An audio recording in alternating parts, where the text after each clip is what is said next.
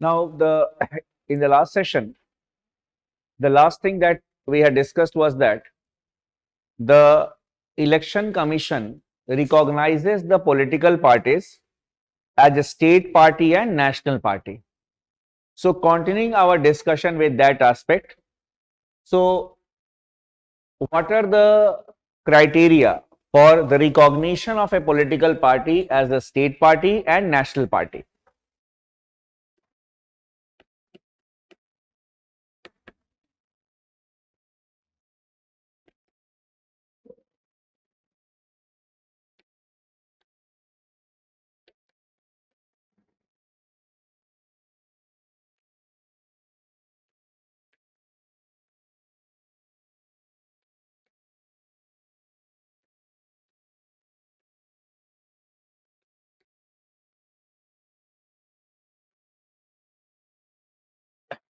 First,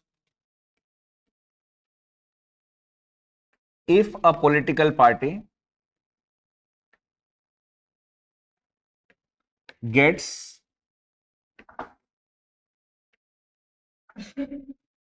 at least 3%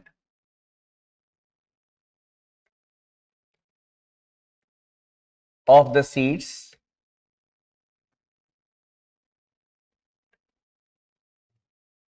or 3 seats in the legislative assembly. So यहाँ पे at least 3% or 3 seats means whichever is more.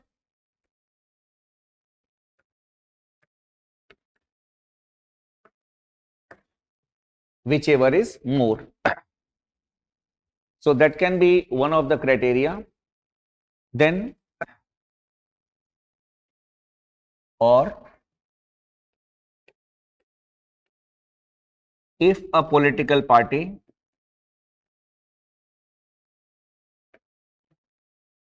gets at least 1 seat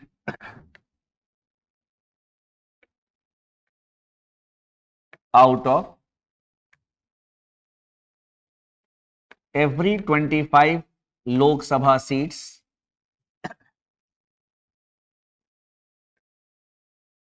or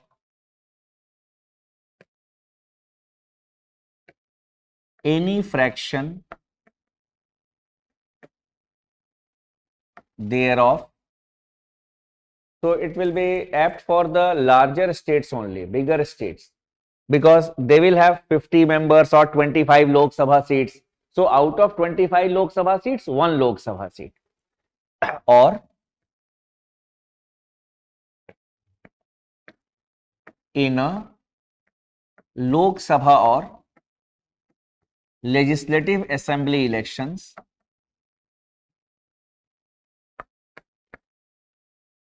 the political party gets at least 6%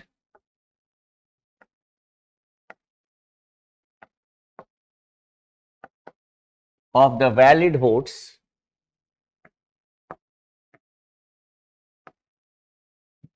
and also gets at least 1 Lok Sabha or 2 legislative assembly seats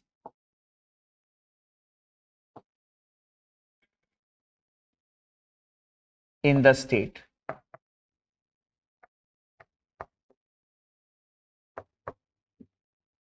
In the state. Or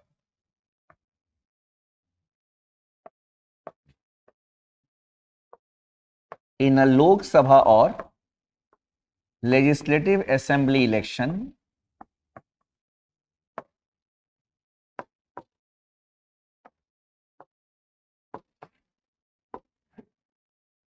the political party gets at least 8% of the valid votes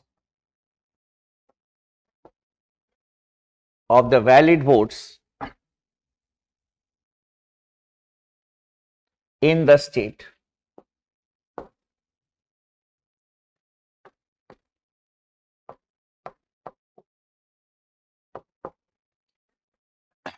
So if a political party fulfills any of these four criteria, it is to be given the status of a state party.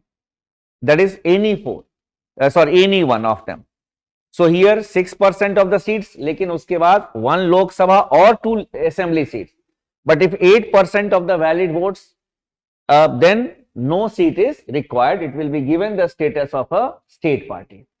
These are the four criteria for a political party to get recognition as a state party.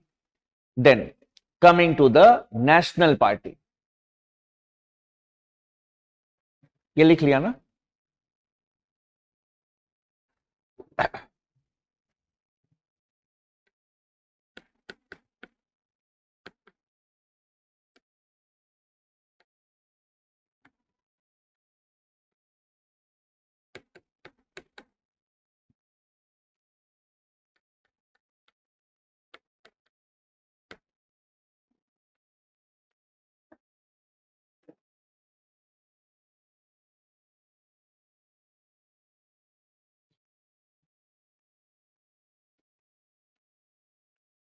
If a political party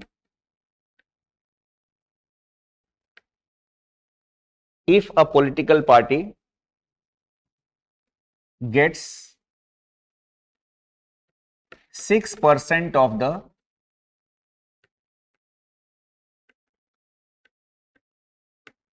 valid votes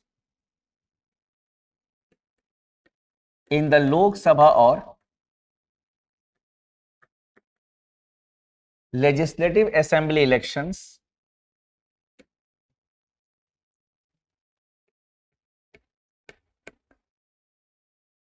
in 4 states, 6%, 6%,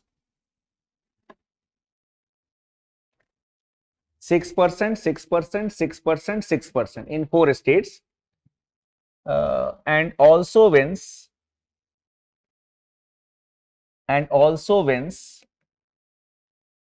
at least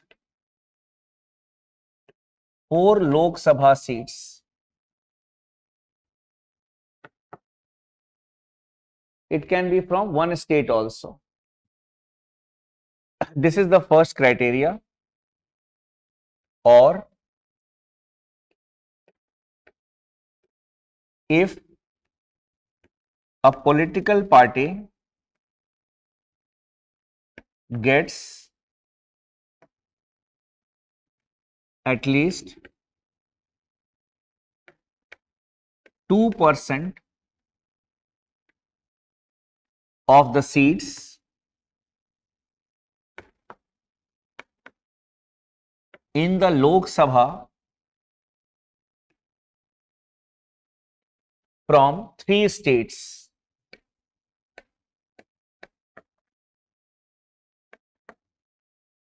So when we say 2% of the seats means it will be 11 seats. So these 11 seats should be spread across 3 of the states, not only in one state, because some of the political parties, they are regional parties and they have got 10 or 11 seats in one state, but that will not be given the status of a national party. It will be spread across 3 of the states. Or if a political party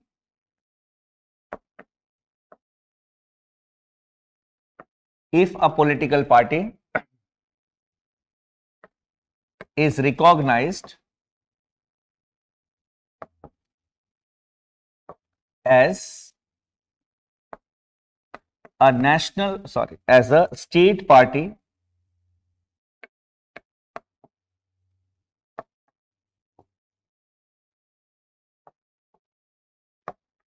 in 4 states.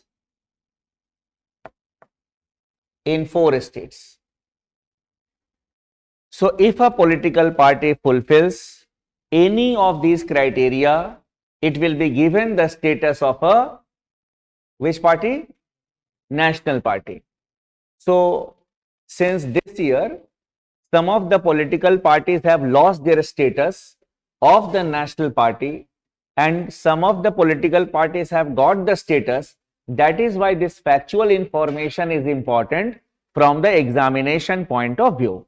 Now here you can write as note.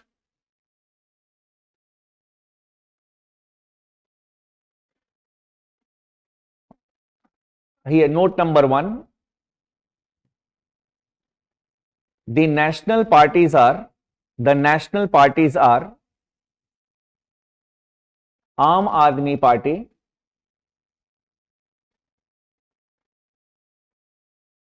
BSP, BJP, CPIM, Indian National Congress, and NPP, National People's Party. So these political parties, 6 political parties, have been given the status of national party, and the Aam Aadmi Party is the latest entry in the list of the. Then note number 2 you can write. The recognition is given by the Election Commission of India.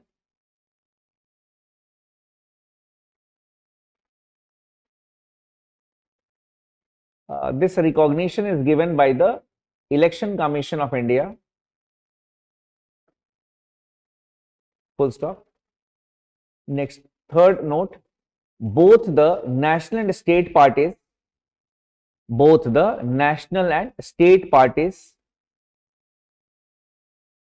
have to fulfill these conditions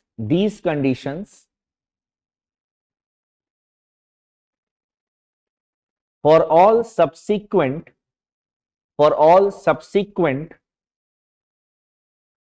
Lok Sabha or state elections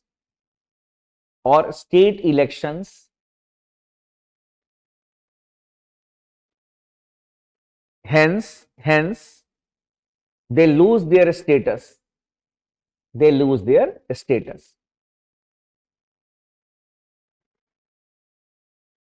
Next, note number 4, benefits of recognition. Benefits of recognition.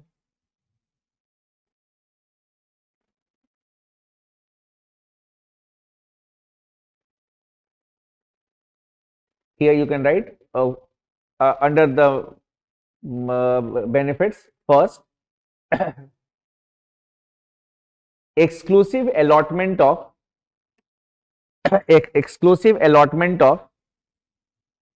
reserved symbol.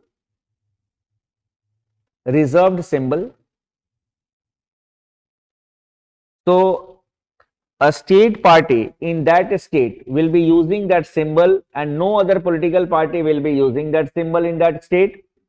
If it is a national party, the symbol of a national party will be used only by that political party, not by any other political party in the country. That is exclusive. Then note number 2, the recognized state and national party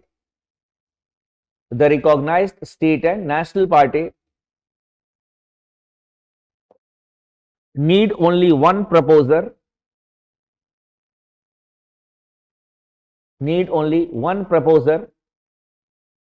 for filing the nomination.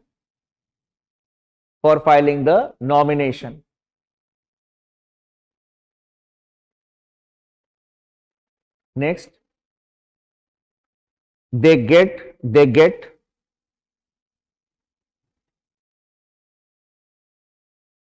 broadcast and telecast facility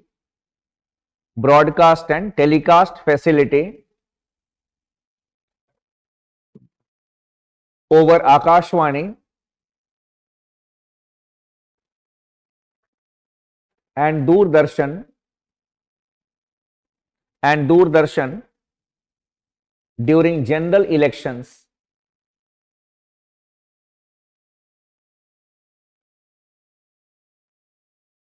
Next, a recognized party can have a